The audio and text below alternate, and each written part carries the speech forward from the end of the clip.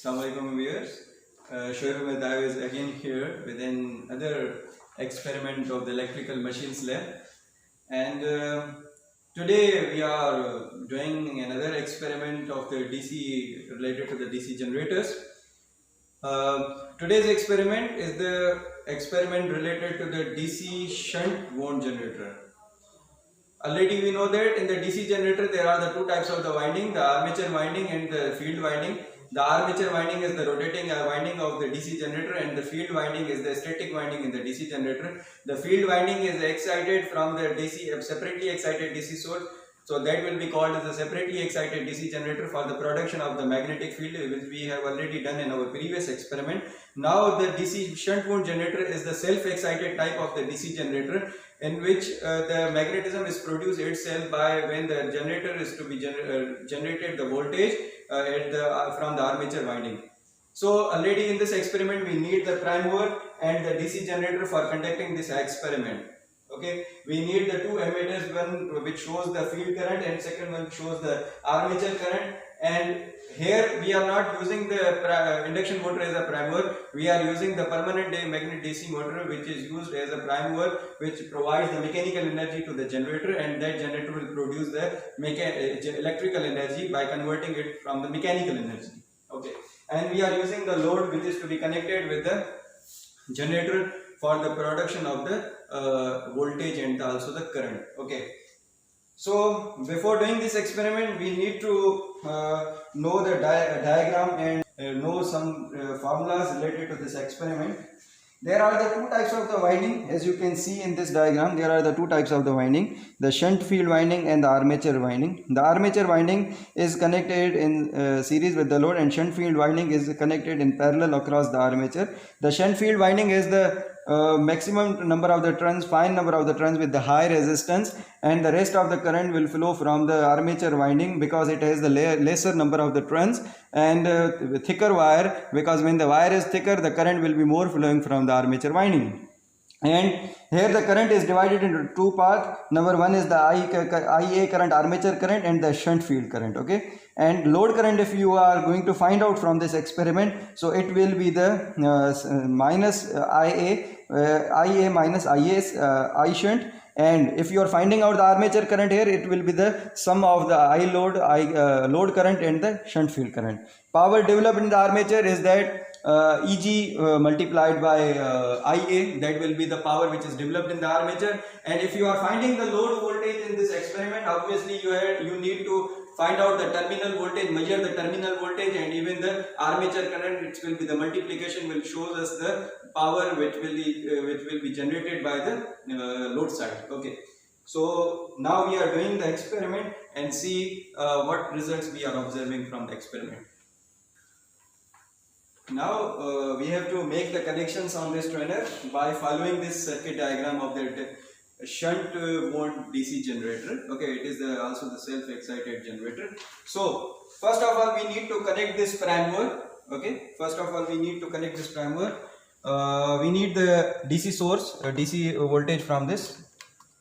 This is the ammeter which shows the prime mover current, because this is a DC motor, and this ammeter is connected in series with the prime mover.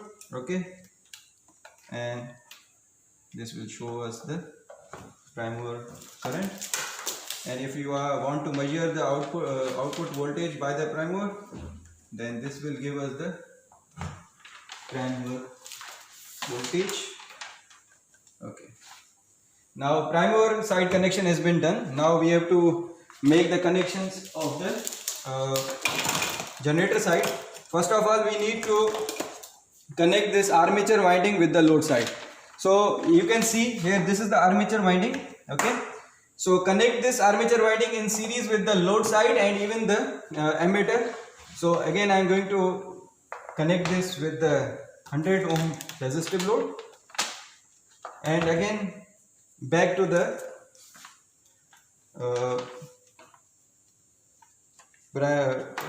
negative terminal of the armature. Now because it is a shunt connection, so connect both negative terminals of the armature and the shunt field winding. Okay, now just connect the shunt field winding with this with this ammeter to measure the field current. Okay. Now we are connecting this. Now this ammeter is now being connected with the field side, and now this shows the field current, this shows the armature current, IA. And already you know that what is the how you can find out the load current. It will be the minus of the IA minus I shunt. If you want to measure this armature current, if in this experiment all the readings has been shown, okay, but the armature current means it is the sum of the shunt current plus load current. So here load current and the armature current is the same one. Okay, so how you can measure the terminal voltage? By connecting the voltmeter in parallel across the load. Okay, so we have connected the voltmeter connected in parallel across the load. Now see, this is the prime mover side portion, will give us the prime mover drawn voltage and the current, and this is the your armature voltage, armature current. Okay, and also this is the field current. Now measure the parameters, that how the DC generator is produce the armature voltage and even the armature current. Okay. Now dear viewers, we have made the connections and now we are going to operate this equipment. Okay, now prime mover is going to be operated with the applying the DC supply. So if the prime mover is provide the mechanical energy, then generator will produce the electrical energy. This will produce this will give us the generated voltage and armature current. Okay, now see the results. So we are giving the 100 volts to this prime mover, and see the armature voltage is increasing. This shows the armature current and this shows the field current. This is the portion of the prime mover. And we have to only observe these main things. Okay,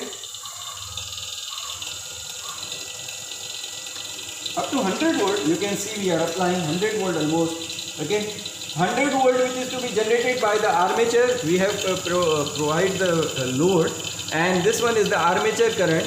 Okay, 1.15 and 0.22 ampere. If you want to measure the power from the output side, so multiply what is the power?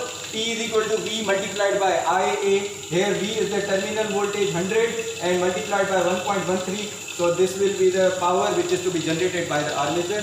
We have what is the construction point of view. There are the two windings, armature winding and the shunt field winding. In the DC shunt mode generator, both windings are connected in parallel to each other. And if you want to measure the load current, then IL is equal to IA minus I shunt, and power developed by in the armature, that will be the multiplication of the generated voltage and the armature current. So this was the whole experiment. I hope you understand the experiment. And at the last, please don't forget to subscribe my YouTube channel Shoaib Ahmed Dayo. And your subscription motivates me to make more videos related to these electrical contents, electrical engineering and electrical machines. Thank you very much for your cooperation.